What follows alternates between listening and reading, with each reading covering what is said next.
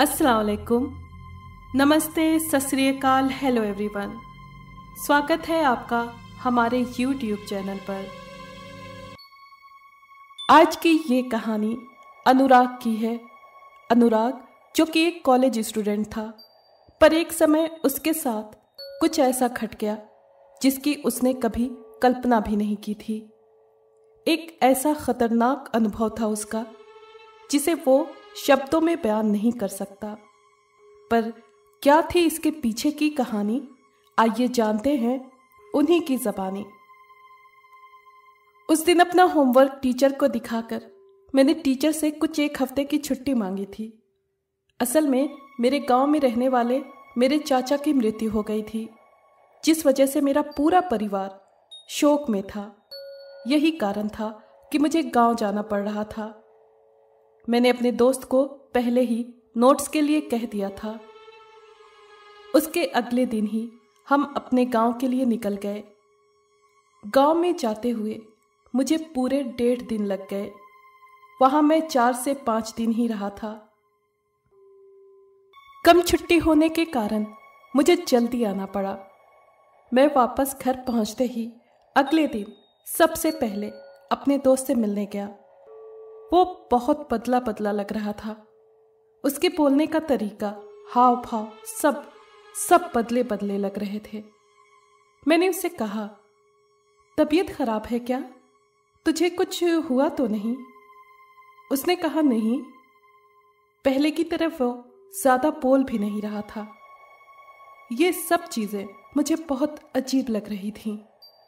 मैंने इन बातों पर फिर भी कम ध्यान दिया और उससे सीधा ही पूछ लिया, तूने नोट्स तो मेरे लिए रखे हैं ना? या फिर ना बनाने की वजह से तू ऐसे बर्ताव कर रहा है? उसने कहा, नोट्स? कैसे नोट्स? मैंने कहा, मैंने तुझे नोट्स बनाने को कहे थे ना? उसका जवाब आया, हाँ, पर मैं तो स्कूल गया ही नहीं। ये बात सुनकर मैं हैरान से ज्यादा गुस्सा था। मैंने कहा, जब मैंने तुझे कहा था नोट्स बनाकर रखने को, तो तू स्कूल क्यों नहीं गया? क्या तू एक भी दिन स्कूल नहीं गया? उसका जवाब आया, नहीं। मैंने उससे पूछा, ऐसा कौन सा पहाड़ तोड़ना था तुझे? उसने कहा कि वो इस जगह को छोड़कर जा रहा है और पिछले 1 हफ्ते से वो अपने घर को खाली कर रहा है, जिस वजह से वो स्कूल नहीं जा सका और कुछ ही दिनों में वो घर छोड़कर जाने वाला भी है। मैंने तभी इस बात पर गौर किया कि मेरे दोस्त का घर बाहर से खाली जैसा लग रहा था। मैंने पहले इस बात पर ध्यान नहीं दिया था। फिर वो मुझे अपने घर के अंदर ले गया। घर अंदर से बिल्कुल खाली हो चुका था, बस बाहर कुछ बॉक्स रखे हुए थे। मैंने तभी उससे पूछा कि तब तेरे घर का सामान और तेरे मम्मी पापा कहाँ हैं? उसका जवाब आया कि गाड़ी में ज्यादा जगह नहीं थी, इसलिए पहले मम्मी पापा सारा सामान नए घर में रखवा देंगे, तब इस सामान के साथ मैं अपने पापा के साथ जाऊंगा। मैंने कहा, ठीक है। मैंने उससे मजाक में पूछा कि कब तक तू यहां से चला जाएगा? उसका जवाब आया, शायद 5-6 दिनों में तो मैं चला ही जाऊंगा। इतनी बातें होने के बाद मैं फिर अपने घर चला गया। मैंने अपने दूसरे दोस्त से नोट्स ले लिए। शाम को मैं फिर उसके घर गया था। वो घर में अकेला था। मुझे अंदर से थोड़ी अलग किस्म की आवाज भी सुनाई दे रही थी, जैसे कि अंदर कोई और भी है। मैं जब उसके घर के अंदर गया तब वो घर के सबसे ऊपर वाले कमरे में था। मैं पहले भी उसके घर में कई बार आ जा चुका था, पर आज पहली बार मुझे उसके घर में बहुत अजीब सा महसूस हो रहा था। शायद हो सकता है घर का खालीपन ही इसकी वजह था। मैंने इस पर ज्यादा गौर नहीं किया और अपने दोस्त को कहा, चल खेल कर आते हैं, वैसे भी अब तुझे कोई डांटेगा नहीं। मेरे दोस्त ने कहा, ठीक है, चल चलते हैं। फिर हम बाहर गए, पर इस बार लगता है उसका खेलने से ज्यादा जंगल जाने का मूड था। वो मुझे बार बार कह रहा था, चल जंगल घूम कर आते हैं। मैंने उससे कहा, अरे तू पागल हो गया है, समय देख, सूरज ढलने को है अभी, और तुझे जंगल जाना है। मैंने उसे बहुत समझाया पर वो नहीं मान रहा था। मैंने भी आखिर में हार मान ली, ये सोचते हुए कि अभी कुछ देर बाद हम लौट आएंगे, और उसके बाद फिर हम जंगल की तरफ गए। पहली बार मैं जंगल जा रहा था क्योंकि हमारे पेरेंट्स ने हमें यहाँ आने से मना किया था। जंगल जितना बड़ा और विशाल था उतना ही वो शांत भी लग रहा था। आज मुझे पहली बार जंगल की इतनी विशालता का अनुभव हो रहा था। मैंने उससे कहा, चलो अब वापस चलते हैं। वो चलने के बजाय मुझे जंगल से जुड़ी हुई भूतों की कहानियां सुनाने लगा। मैं ये बात पूरी तरह से मानता हूँ कि मुझे भूत प्रेतों में विश्वास है। ऐसा नहीं कि मैंने कभी उन्हें देखा हो, पर मुझे भूत प्रेतों से बहुत डर लगता है। जहाँ भूत प्रेतों के थोड़े से भी संकेत हों या कहानियाँ जुड़ी हों, मैं उस जगह से दूर ही रहना पसंद करता था। मैंने मेरे दोस्त को कहा, तुझे कहानियाँ सुनानी है तो जंगल से बाहर चलकर सुना। अब मुझे बहुत डर लग रहा था। अब मुझे जंगल में और समय तक रुकना मंजूर नहीं था। मैं उसे खींचते हुए जंगल से बाहर ले आया और जंगल से बाहर आकर मैंने चैन की सांस ली। सिर्फ मैं समझ सकता हूँ कि उस वक्त पता नहीं मुझे कैसा अनुभव हो रहा था।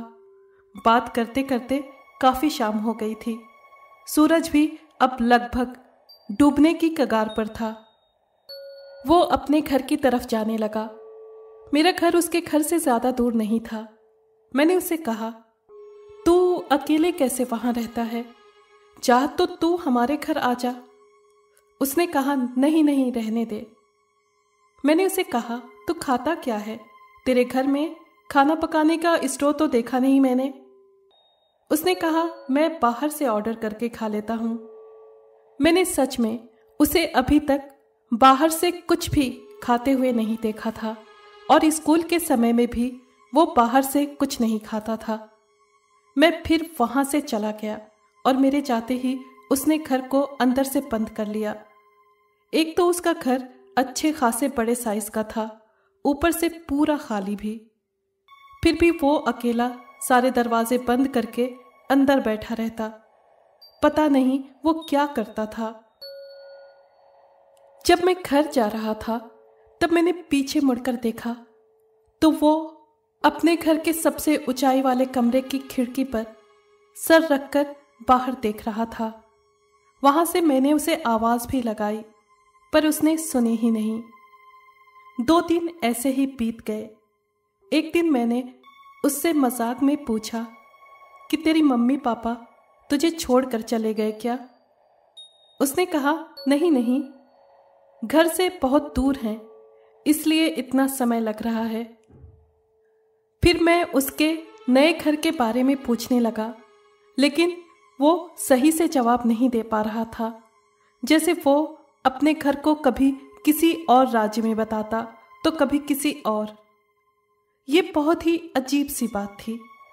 उसके बोलने से ऐसा लग रहा था जैसे उसे अपने खुद के ही घर के बारे में कुछ पता ही नहीं। मैंने उससे कहा, तुझे एक बार अपने पापा को कॉल करके देखना चाहिए। उसका जवाब आया, मैंने फ़ोन गलती से बॉक्स में रख दिया था और बॉक्स भी वहाँ चला गया है। मैंने कहा, ठीक है तो मैं लगा देता हूँ कॉल। उसने कहा, नहीं रहने दे। मैंने ज़्यादा कुछ नहीं कहा। एक दिन शाम को जब मैं उसके साथ उसके घर जा रहा था तभी हमें घर के ऊपर कोई अजीब सा व्यक्ति बैठा दिखा। उसका चेहरा पूरा साफ नहीं दिख रहा था, पर काली परछाई सी वो लग रहा था, शायद कोई चोर होगा। हम घर के अंदर गए और अभी भी हमें ऊपर से चहल पहल की आवाज़ आ रही थी।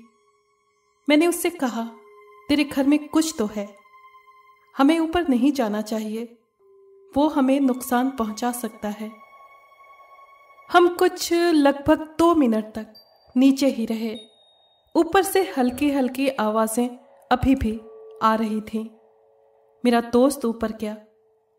मेरे दोस्त के ऊपर जाने के कुछ देर बाद अचानक से आवाज आना बंद हो गई। मैं भागते हुए ऊपर पहुंचा तो मैंने देखा वहां कुछ नहीं था। मेरे दोस्त ने कहा, अरे कोई चोर नहीं था, वो बाजू वाले अंकल की बिल्ली थी, शायद चढ़कर ऊपर आ गई होगी। मैंने उससे कहा, उसे भगा दिया या फेंक दिया? उसने कुछ जवाब नहीं दिया और मुस्कुराते हुए नीचे आ गया। वैसे भी बिल्लियां ऊंचाइयों से गिरते हुए भी बिना जख्मी हुए बच जाती हैं। अगले दिन सवेरे मैं उसके घर पर गया। घर बाहर से बंद था और मेरा दोस्त भी वहां नहीं था। बाहर से देखकर ऐसा लग रहा था शायद अब तक वो घर छोड़कर जा चुका है। घर पूरी तरह से बंद कर दिया गया था, पर कुछ बक्से अभी भी बाहर रखे हुए थे। मैं घर को देखकर लौट ही रहा था कि तभी मुझे मेरे दोस्त की कॉल आ गई। मैंने उससे कहा, बिना बताए चला गया ना तू? उसने कहा, सॉरी पर तू था ही नहीं, तू तो गांव गया हुआ था। मैंने उससे कहा, पागल हो गया है क्या? मैं 1 हफ्ते पहले ही तो गांव से आया हूं। पूरा हफ्ता मैं तेरे साथ ही तो था और कल तू बिना बताए मुझे चला गया। उसने कहा, कल? मैं तो 1 हफ्ते पहले ही वहां से जा चुका हूं। ये बात सुनकर मानो मुझे ठंड लग गई। डरते हुए स्वर में मैंने पूछा, तू मजाक कर रहा है ना? कल ही तो तू यहां से गया है। उसने कहा, नहीं, मैं मजाक नहीं कर रहा हूं, मैं एकदम सच बोल रहा हूं। 1 हफ्ते पहले ही मैं वहां से जा चुका हूं। मैंने उस वक्त उसे कुछ भी नहीं बताया। फोन को सीधे अपनी जेब में रखकर अपने घर की तरफ जाने लगा। मैंने तभी पीछे मुड़कर घर की तरफ देखा। उस घर के सबसे ऊपरी वाली खिड़की पर मेरा दोस्त अभी भी खड़ा था, जो सामने की तरफ देख रहा था। वैसे वो कभी भी वहां से मेरी आवाज नहीं सुनता था, पर जब मैं उसकी तरफ देख रहा था तभी अचानक से उसका चेहरा मेरी तरफ घूम गया और एक खौफनाक सी मुस्कुराहट उसके चेहरे पर छाई हुई थी। ये देखकर मैं पूरी तरह डर गया और वहां से तेजी से भागा। भागते हुए मुझे किसी की बहुत ही डरावनी हंसी सुनाई दी। आखिर क्या था वो? इसकी सच्चाई मुझे आज तक नहीं पता चल पाई। शायद वो कोई छलावा था। वो तो अच्छा हुआ वक्त रहते मुझे असलियत का पता चल गया, वरना वो छलावा मुझे अपना शिकार बना लेता। अगर आपको ये कहानी पसंद आई है तो प्लीज़ लाइक और शेयर करें और कमेंट बॉक्स में अपनी राय का इजहार कीजिए। अगर आपने हमारे चैनल को अभी तक सब्सक्राइब नहीं किया है तो प्लीज़ सब्सक्राइब कर लें और बेल आइकन को प्रेस कर दें ताकि आने वाली हर कहानी का नोटिफिकेशन आपको मिल सके। शुक्रिया।